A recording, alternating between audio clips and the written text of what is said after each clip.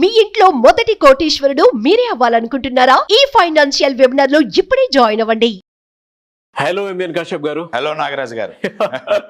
Coming to subject sir, చాలా మందికి కోపం, బాధ, ప్రేమ, జాలి, దయ, కరుణ, చిరాకు అంటే భావోద్వేగాలన్నీ సెంటర్ అయి ఉంటాయి ఒక మనిషిలో, హ్యూమన్.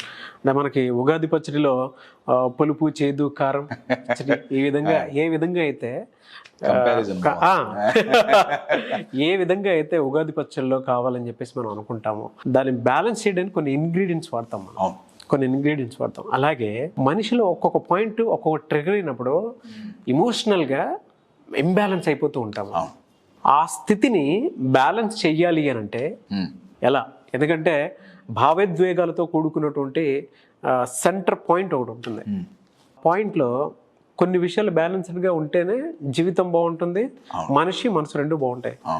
దాన్ని బ్యాలెన్స్ చేయాలి అని అంటే ఎలా చేంజెస్ చూడాలంటారు అసలు మనం? బ్యాలెన్స్ అనేది చాలా వెరీ పవర్ఫుల్ వర్డ్ అండి.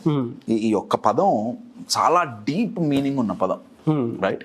అయితే ఇమోషన్స్ని బ్యాలెన్స్ చేయాలన్నా, ఇమోషనల్గా మానసికంగా ఇమోషనల్గా దృఢంగా ఉండాలన్నా, స్థిరంగా ఉండాలన్నా, షేక్ అవ్వకుండా, బీ అన్షేకబుల్ అంటాం, షేక్ అవ్వకుండా ఉండాలంటే మనం ఉండే ఇల్లు మారాలి.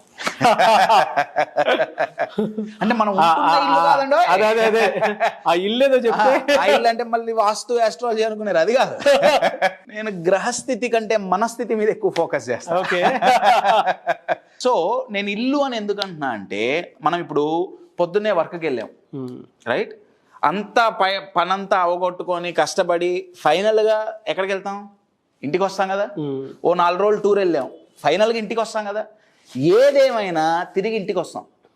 Yes or no? మనకు ఒక ఇల్లు ఉంది, రైట్? అది ఫిజికల్ ఇల్లు అండి. ఇమోషనల్గా ప్రతి ఒక్క వ్యక్తి తెలియకుండా ఒక హోమ్ కన్స్ట్రక్ట్ చేసుకుంటుంది, మైండ్లో కన్స్ట్రక్ట్ చేసుకోవడం జరుగుతుంది. దాన్ని నేను ఇమోషనల్ హోమ్ అంటున్నా. అంటే బయట ప్రాబ్లం వచ్చినా, కష్టం వచ్చినా, ఛాలెంజ్ వచ్చినా, పరిస్థితులు అనుకూలించకపోయినా, ఫెయిల్ అయినా, లాస్ అయినా, దుఃఖం వచ్చినా, సుఖం వచ్చినా వాళ్ళు ఈ హోమ్లోకే వెళ్తారు. టు గివ్ యూ క్లారిటీ, మనం ఇల్లు ఇప్పుడు సిమెంట్ వగేరా వాటితో ఇల్లు కట్టుకుంటాం, బ్రిక్స్ వగేరా వాటితో, రైట్? సిమిలర్లీ ఇమోషనల్ హోమ్ అనేది ప్రతి మైండ్ ఏం చేస్తుందంటే, హ్యూమన్ మైండ్ ఒక 3 నుంచి 5 ఇమోషన్స్తో ఇమోషనల్ హోమ్ కట్టుకుంటుంది. ఓకే. 3 నుంచి 5 ఇమోషన్స్. ఈ 3 నుంచి 5 ఇమోషన్లు ప్రతి ఒక్కళ్ళలో సేమ్ ఉండాలని లేదు. అవును. అది పాజిటివ్ కావచ్చు, నెగిటివ్ కావచ్చు. నా ఫర్ అన్ ఎగ్జాంపుల్, నా మైండ్లో ఇమోషనల్ హోమ్ లో ఉండే ఇమోషన్స్, ఫర్ అన్ ఎగ్జాంపుల్, బాధ, భయం, కోపం, వెరీ గుడ్, కోపం, ఫ్రస్ట్రేషన్, స్ట్రెస్. ఈ 5 ఇమోషన్స్తో నేను ఇమోషనల్ హోమ్ కట్టుకున్నా అనుకోండి. ఇవన్నీ నెగిటివే సార్. అందుకే చెప్తున్నా, బాధ, భయం, కోపం, ఫ్రస్ట్రేషన్, స్ట్రెస్. నా ఈ 5తోనే నా ఇమోషనల్ హోమ్ నేను నిర్మించుకున్నా. నేను ఇందాక ఏం చెప్పా, బయట ఏం జరిగినా నా మైండ్ ఈ హోమ్లోకి పోయి కూర్చుంటుంది. నా బయట ఇప్పుడు ఒక ప్రాబ్లం వచ్చింది, నేను మీ దగ్గరకు వచ్చా, నాగరాజు ఏదో అన్నాడు, నా ఎమ్మటే నా మైండ్ ఈ హోమ్లోకి పోతుంది. ఈ హోమ్లోకి పోతే ఇక్కడ ఏమున్నాయి? 5 ఉన్నాయి. అయితే నేను బాధపడాలి, కోపడాలి, భయపడాలి, ఫ్రస్ట్రేట్ అవ్వాలి, లేకపోతే స్ట్రెస్ అవ్వాలి. ఇది తప్ప నా మైండ్కి ఇంకేం తెలియదు. You are getting my point? Versus నా emotional home excitement, curiosity, confidence, courage, enthusiasm అనే ఇమోషన్స్తో నా ఇమోషనల్ హోమ్ ఉంటే, నా సేమ్ ఎగ్జాంపుల్, నాగరాజ్ ఏదో అన్నాడు, భయం, బాధ, ఫ్రస్ట్రేషన్, కోపం, స్ట్రెస్ బదులు క్యూరియాసిటీ. ఎందుకన్నాడు? లేదా నాగరాజ్ నేను చేయలేనన్నాడు, నా దగ్గర కాన్ఫిడెన్స్ అనే ఇమోషన్ ఉంది, నేను ఎందుకు చేయలేను? నాగరాజ్తో నేను కూర్చొని డిస్కస్ చేస్తా. You are getting my point? మీ ఇమోషనల్ హోమ్లో ఉన్న ఇమోషన్స్ పాజిటివా, నెగిటివా? అంటే నేను పూర్తిగా పాజిటివ్ ఉండాలని నేను ఇక్కడ చెప్పట్లేదు, పూర్తిగా నెగిటివ్ ఉండాలని చెప్పట్లేదు, బట్ మెజారిటీ ఏమున్నాయి? ఫస్ట్ పాయింట్ అండి, ఒకసారి ఆలోచించండి. ఇది తెలవాలంటే సింపుల్ క్వశ్చన్. మీరు ఒక 1 వీక్ ఆర్ 2 వీక్స్ ఎక్కువగా లాస్ట్ 2 వీక్స్లో మీరు ఏ ఇమోషన్స్కి ఏ ఇమోషన్స్ మీలో ట్రిగర్ అయినాయి, అదే మీ ఇమోషనల్ హోమ్. ఇప్పుడు మనం ఉంటున్న ఇల్లు క్లీన్గా లేకుండా, గోడలకంతా బూజులు బట్టి, వెంటిలేషన్ సరిగ్గా లేకుండా, చెత్తంతా పేరుకుపోయి ఆ చెత్త కుళ్ళిపోయి కంపు కొడుతుంటే మీరు అట్లా చెప్తుంటే వచ్చేసి అటువంటి ఇంట్లో మీరు ఉండగలుగుతారా? ఎందుకు ఉండదు సార్, చెప్తుంటేనే ఉండలేకపోతున్నాము. 95% పీపుల్ ఉండే ఇల్లు అట్లాంటిదే, ఇమోషనల్ హోమ్. నా ఇంట్లో నార్మల్గా మనం ఉంటున్న ఇంట్లో కంపు కొడుతుంది, చెత్తంతా పేరుకుపోయి, ఆ కంపులో మీకు ఒక మంచి టేస్టీ ఫుడ్ పెట్టినా తినబుద్ధి అవుతుందా? అవదు. ఒక సెలబ్రిటీ కలవటానికి వచ్చాడు, ఏమన్నా కుదురుతుందా? కుదరదు. నా ఇమోషనల్ హోమ్ మొత్తం నెగిటివ్గా ఉంది, నాకు లైఫ్ ఆపర్చునిటీ అనే ఒక టేస్టీ ఫుడ్ పెట్టింది, తినగలుగుతామా? ఆపర్చునిటీ ముందుకు వచ్చింది, కానీ నా మైండ్ స్ట్రెస్లో ఉంది, కోపంలో ఉంది, భయంలో ఉంది. ఆపర్చునిటీ నేను అసలు కనపడదే. ఈ హోమ్ అయితే పొద్దున, మధ్యాహ్నం, సాయంత్రం చీపురు కట్ట, వాక్యూమ్ క్లీనరు, ఇంకేదో ఇవి వేసి రుద్ది రుద్ది తెల్లగా స్వచ్ఛంగా ఉండాలి. మరి ఇది క్లీన్ చేస్తున్నామండి. వి షుడ్ క్లీన్ అండి. Absolutely we should clean. అంటే ఫస్ట్ చెత్త ఉందని తెలవాలి. ఇక్కడ కంపు కొట్టి వాసన వస్తుంది, ఆ వాసనే ఫ్రస్ట్రేషన్, అదే స్ట్రెస్ అండి. You are getting my point. మీరు చెప్పిన పాయింట్ గెట్టింగ్ అవుతుంటేనే కనెక్ట్ అవుతుంది కదా. ఇప్పుడు మీ ఇంట్లో వాల్స్ మీద ఏవో పెయింటింగ్స్, ఏవో ఫోటోగ్రాఫ్స్ ఉంటాయి కదండి. అవునండి. మీ ఇంట్లో మీకు ఇప్పుడు బెడ్రూమ్లో మ్యారేజ్ కొత్తల్లో దిగిన భార్యాభర్తల ఫోటో, చాలా ప్రేమగా ఆప్యాయంగా నవ్వుతూ చేతులేసుకొని భార్యాభర్త ఫోటో. You're getting it. ఏదో హాల్లో, మా ఇంట్లో అయితే ముందు హాల్లో పెద్ద కృష్ణుడి ఫోటో ఉంటుంది. You are getting it. లేకపోతే ఇంకో ఫోటో. ఆ ఫొటోస్ నెగిటివ్ అయితే ఇమాజిన్ బెడ్రూమ్లో మీరు కళ్ళు ఓపెన్ చేయగానే భార్యాభర్త కొట్టుకుంటున్నట్టు ఒక ఫోటో ఉంది. వీళ్ళు మంచిగా ఉన్నా సరే మూడు మారుతుందా మారదా?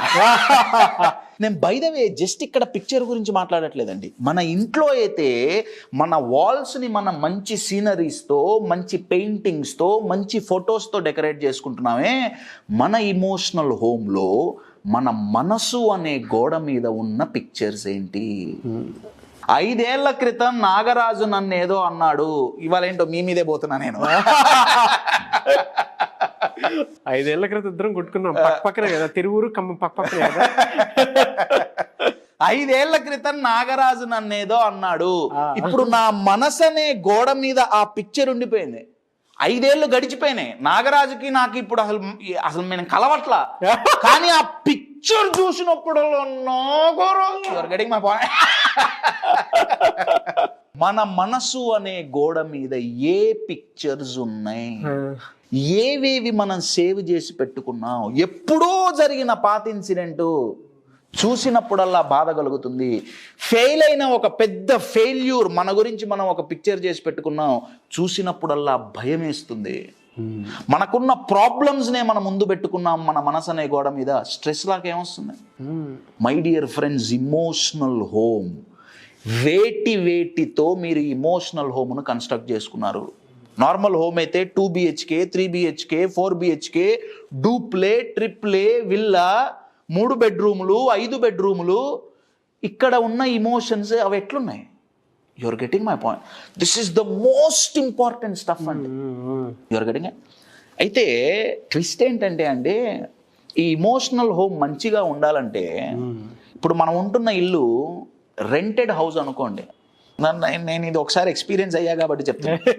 రెంటెడ్ హౌస్లో ఉంటే మళ్ళీ ఓనర్ వీడియో చూస్తాడేమో, అంటే ఏ ఓనరో ఎవరికి తెలియదుగా. ఇప్పుడు రెంటెడ్ హోమ్లో ట్యాప్ పాడైంది, ఓనర్కి ఫోన్ చేయాలి. చెదలు పట్టినాయి, ఓనర్కి ఫోన్ చేయాలి. వాటర్ లీక్ అయ్యి గోడలు పాడైనాయి, ఓనర్కి ఫోన్ చేయాలి. బీర్వాకి హ్యాండిల్ ఊడిపోయింది, ఓనర్కి ఫోన్ చేయాలి. అంటే ఈ ఇంట్లో ఏది మార్చాలన్నా ఎవరు డిసిజన్ తీసుకునేది? ఓనర్. పోనీ మనంతటా మనం తీసుకుంటే మాక్సిమం డబ్బు ఖర్చు అవుతుంది. సరే ఓనర్ చేయించట్లా, నేను చేయించుకుంటే ట్యాప్ నేను మార్చుకుంటా, నా దగ్గర డబ్బులు నేను మార్చుకుంటా, అది ఓకే అండి. బట్ ఇమోషనల్ హోమ్లో ఓనర్ ఎవరు? విడిగా అయితే సొంత ఇల్లు కట్టుకుంటామో కట్టుకోలేమో తెలియదు, కానీ ఇమోషనల్ హోమ్కు మాత్రం ఓనర్ ఎవరు అన్నది ఆలోచించాలి. మీరా, మీ మైండా? ఎవరైతే ఇమోషనల్గా వీక్గా ఉంటారో, అన్స్టేబుల్గా ఉంటారో, దానికి అర్థం ఏంటంటే వాళ్ళ ఇమోషనల్కి హోమ్కి ఓనర్ వాళ్ళ మైండ్. అంటే వీళ్ళకి కావాల్సినట్టుగా వాళ్ళకి లైఫ్ ఉండదు, మైండ్ చెప్పినట్టు వింటమే. నేను ఇవాళ ఒక స్పీచ్ ఇచ్చా, నాకు చాలా ఆనందంగా ఉంది, మైండ్ అంటుంది లేదు, నేను ఒప్పుకోను, నువ్వు దరిద్రుడివి, నీకు స్పీచ్ ఇచ్చిన చేత కాదు. నిన్నిచ్చిన స్పీచ్ ఏమి ఇచ్చావురా? ఇవాళ సక్సెస్ అయినా ఆనందంగా లేను, మైండ్ ఏం చూపిస్తుంది? నిన్న ఫెయిల్యూర్ చూపిస్తుంది. రీచ్ చెక్ వేరు, నెగిటివ్ చెక్ వేరు. వెరీ పవర్ఫుల్ అండి. రీచ్ చెక్ వేరు, నెగిటివ్ చెక్ వేరు. పాసిబిలిటీస్ చూసుకోకుండా కొంతమంది బ్లేమింగ్ చేసుకుంటూ ఉంటారు, నెగిటివ్ బ్లేమ్. అబ్సల్యూట్లీ. వాళ్ళు బ్లేమ్ చేసుకుంటున్నారు అంటే వాళ్ళ ఇమోషనల్ హోమ్లో బ్లేమింగ్ అనేది ఎక్కువగా. అందుకే చెప్తున్నానండి, మన ఇమోషనల్ హోమ్కి ఓనర్ ఎవరు? మీరా, మీ మైండా? ఇంకా ట్విస్ట్ చెప్పమంటారా? నా మైండ్ ఇమోషనల్ హోమ్కి ఓనరు, అదే వర్స్ట్ అండి. కాకుండా ఇంకా వర్స్ట్ ఏంటి తెలుసా? వేరే ఎవడో ఆ ఇంటికి ఓనరు. అంటే ఇప్పుడు నా ఇమోషన్స్ నా చేతుల్లో లేవు, నా మైండ్ చేతుల్లో లేదు, ఎవడి చేతుల్లోనే ఉంది. వాడొక మాట అన్నాడు, ఇక్కడ పోయింది. లేదా వాడొక మాట అనలా, వాడు అప్రిషియేట్ చెయ్యలేదు, మాట అనలేదు, నేను బాధపడుతున్నా. వాడు తిట్టాడు, నేను బాధపడుతున్నా. You are getting my point? మీ ఇమోషనల్ హోమ్కి ఓనర్ ఎవరు? నంబర్ 1. నంబర్ 2, మీ ఇమోషనల్ హోమ్ ఏ ఇమోషన్తో నిర్మించుకున్నారు, కట్టుకున్నారు? నంబర్ 2. నంబర్ 3, ఒకవేళ నెగిటివ్ ఇమోషన్స్ అయితే క్లీనింగ్ జరుగుతోందా ఇంట్లో అండి? ఏ పనులు ఎక్కడ చేసినా సరే, టీవీ బెడ్రూమ్లో పెట్టుకొని చూసినా, హాల్లో కాకుండా, లేదా భోజనం కిచెన్లోనో డైనింగ్ రూమ్లో కాకుండా హాల్లో తిన్నా, బెడ్రూమ్లో తిన్నా, ఒక్క పని మాత్రం ఒకే చోట చేస్తాం, టాయిలెట్. అవునా కదండి?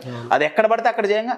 టాయిలెట్లో చేసే పని ఒకటే, రైట్? నా బాడీలో ఉన్న వ్యర్థ పదార్థం టాయిలెట్కి పోతే క్లీన్ అవుతుంది. నా ఇక్కడున్న వ్యర్థమైన ఇమోషన్స్ ఎవరి మీద చూపిస్తున్నావు?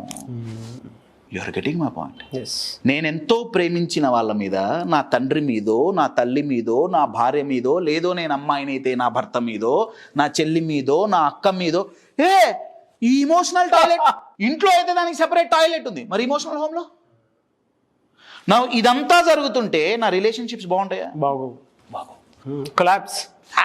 చాలా పవర్ఫుల్ వర్డ్ అండి, కొలాప్స్. నార్మల్ ఇల్లు ఎప్పుడు కొలాప్స్ అవుతుంది? ఓ మంచి భూకంపం వచ్చింది అనుకోండి, మంచిది అక్కర్లా, చిన్న చాలు. ఫౌండేషన్ బాగాలేకపోతే మొత్తం, ఫౌండేషన్ బాగాలేకపోతే భూకంపం వచ్చినప్పుడు ఇల్లు కూలిపోతుంది. ఇప్పుడు భూకంపం వచ్చినా కూలని ఇల్లు కడుతున్నారండి, అర్త్ క్వేక్ ప్రూఫ్ హోమ్స్ అంటున్నారు. Burj Khalifa is one of such building అండి. అర్త్ క్వేక్ వచ్చినా అది పడదు, ఎందుకంటే మీరు అన్నట్టు దాని ఫౌండేషన్ వేరు, దాని ఫ్లెక్సిబిలిటీ వేరు, అవేవో థియరీస్ ఉన్నాయి. నేనేమన్నా అంటే మన ఇల్లు భూకంపం వస్తే కూలిపోయే ఛాన్సెస్ చాలా ఎక్కువ. ఇమోషనల్గా మన ఇల్లు ఎప్పుడు కొలాప్స్ అవుతుంది, మనం ఎప్పుడు కొలాప్స్ అవుతామంటే ప్రాబ్లమ్స్ వచ్చినప్పుడు. ఆ ప్రాబ్లమ్స్ ఇమోషనల్ భూకంపాలు. మన ఇల్లు కట్టుకుంటుంటే అర్త్క్వేక్ ఉండాలి, అర్త్క్వేక్ ప్రూఫ్ ఉండాలి, ఫైర్ ప్రూఫ్ ఉండాలి. ఒకవేళ లటక్కున ఫైర్ వచ్చింది, ఎమ్మటే fire extinguisher toy toy toy toy water వచ్చినాయి, ఫైర్ మొత్తం ఆగిపోయింది. నా లైఫ్ లో ఛాలెంజ్ వచ్చింది, ఇమ్మీడియట్ గా నా ఇమోషనల్ హోమ్ లో అలారం మోగి నన్ను సెల్ఫ్ కంట్రోల్ చేసుకునేటట్టు ఆపుతుందా అలారం? ఏది? You are getting my dear friends, emotional home. మీరుండే ఇమోషనల్ హోమ్ ఎలా ఉంది? అది పాజిటివ్ ఇమోషన్స్తో ఉందా, నెగిటివ్ ఇమోషన్స్తో ఉందా? ఓకే కశ్యప్, మాకు అర్థమైంది, ఎక్కువ నెగిటివ్ ఇమోషన్స్తో ఉంది. ఎక్కువ నెగిటివ్ ఇమోషన్స్తో ఉందని ఎలా తెలుస్తుంది? మీరు రెగ్యులర్గా ఎక్స్పీరియన్స్ అయ్యే ఇమోషన్స్ ఏంటి ఒక్కసారి చెక్ చేసుకుంటే తెలిసిపోతుంది. మరి దీన్ని ఎలా మార్చాలి? క్లీనింగ్ ప్రాసెస్ మొదలు పెట్టాలండి. ఇల్లు మొత్తం పడగొట్టి కొత్త ఇల్లు కట్టుకుంటే దానంత ఆనందం ఇంకొకటి లేదండి. ఒకటి పాత బిల్డింగ్కి రంగులు మార్చొచ్చు, బూజులు దులపచ్చు, క్లీన్ చేయొచ్చు, మంచిదే, నేను కాదన్ను. కానీ ఇమోషనల్ హోమ్ ఎన్నో సంవత్సరాల నుంచి అంతే ఉందనుకోండి, better collapse it, build a new home. Question ఏంటంటే ఎలా? దానికే సైంటిఫిక్గా ఎన్నో పేటెంటెడ్ టెక్నిక్స్ ఎంతోమంది సైంటిస్టులు కనుక్కున్నారండి. అవి చాలా చాలా simple techniques. In short my dear friends, first question ఈ వీడియో చూసిన తర్వాత మిమ్మల్ని మీరు అడగాల్సింది ఏంటంటే, మీ ఇమోషనల్ హోమ్ ప్రొడక్టివా డిస్ట్రక్టివా? You are getting it? 3 ఇమోషన్స్ ఉన్నాయా, 5 ఉన్నాయా, 6 ఉన్నాయా? ఒకసారి చూడండి, అవి ప్రొడక్టివా డిస్ట్రక్టివా? Number 1. Number 2, start the cleaning process. మీరు చెప్తుంటే నాకు ఒక నిజంగానే జర్నలింగ్ అంటారు కదా, జర్నలింగ్ ప్రాసెస్లో మీరు ఇందాక చెప్పినట్లు ప్రొడక్టివా నాన్ ప్రొడక్టివా, కన్స్ట్రక్టివా డిస్ట్రక్టివా అనేది ఒక చోట రాసుకొని మనం ఏ స్టేట్ ఆఫ్ మైండ్లో ఉన్నామో తెలుసుకుంటే బెటర్ ఏమో. చాలా బెటర్. అవునండి, అది ఫస్ట్ అవేర్నెస్ అవసరం అండి. అదే ఏమవుతుంది, స్ట్రెస్ వస్తుంది, ఎందుకు వస్తుంది, ఒక నిమిషం యువర్ గెటింగ్ మై పాయింట్. అసలు ఇమోషనల్ హోమ్ లో ఉన్న ఇమోషన్స్, అవును క్లీన్ చేసుకోవాలనుకుంటే ఏ చెత్త ఎక్కడి నుంచి ఎలా స్టార్ట్ అయింది, దాన్ని ఎలా క్లీన్ చేసుకోవడం, అది ఫస్ట్ చెత్త ఉందని తెలియాలి. ఈజీగా తెలుస్తుందండి. ఒక్కసారి గనక మీరు కూర్చొని లాస్ట్ 2-3 వీక్స్ ఇన్ యావరేజ్ తీసుకొని ఏ ఇమోషన్స్ మీరు ఎక్కువగా ఎక్స్పీరియన్స్ అవుతున్నారు ఒకసారి చూస్తే మీకే ఐడియా వస్తుంది. ఒక 3 వీక్స్, 3 వీక్స్ అనేది చాలా మంచి టైం. అవును యు ఆర్ గెటింగ్ ఇట్. నా ఇమోషనల్ హోమ్ కొత్తది కన్స్ట్రక్ట్ చేయాలి, డెఫినెట్లీ ఇట్ రిక్వైర్స్ ట్రైనింగ్ అండి. డెఫినెట్లీ మన మైండ్కి ట్రైనింగ్ ఇవ్వాల్సి ఉంటుంది. ఇప్పుడు ఇందాక మీరు అన్నారు కదా, ఫిబ్రవరిలో 11th and 12th be limitless programme. ఆ ప్రోగ్రాంలో జరిగేది ఏంటి, కొత్త ఇమోషనల్ హోమ్ కన్స్ట్రక్ట్ చేసుకోవటం ఎలానో నేర్పుతాం. ఒక సింపుల్ లాంగ్వేజ్లో చెప్పాలంటే, అంటే బయట ఎన్ని ఛాలెంజెస్ వచ్చినా నా లోపల ప్రొడక్టివ్ ఇమోషనల్ హోమ్ గనక ఉంటే, నా మైండ్ ఆ ఇమోషన్స్నే ఎక్స్పీరియన్స్ గనక చేయగలిగితే, బయట ప్రాబ్లమ్స్, బయట ఛాలెంజెస్, అనుకూలంగా లేని పరిస్థితులు మన ఇమోషన్స్ని కంట్రోల్ చేయలేవు. మై డియర్ ఫ్రెండ్స్, ఎప్పుడైతే ఈ హోమ్ మంచిగా ఉంటుందో, ఎప్పుడైతే ఈ హోమ్ ప్రొడక్టివ్గా ఉంటుందో, మన గ్రోత్కి, మన సక్సెస్కి, మన రిలేషన్షిప్స్కి, మన హ్యాపీనెస్కి, మన పీస్ ఆఫ్ మైండ్కి లిమిట్స్ ఉండవు, హద్దులు ఉండవు. My dear friends, be limitless.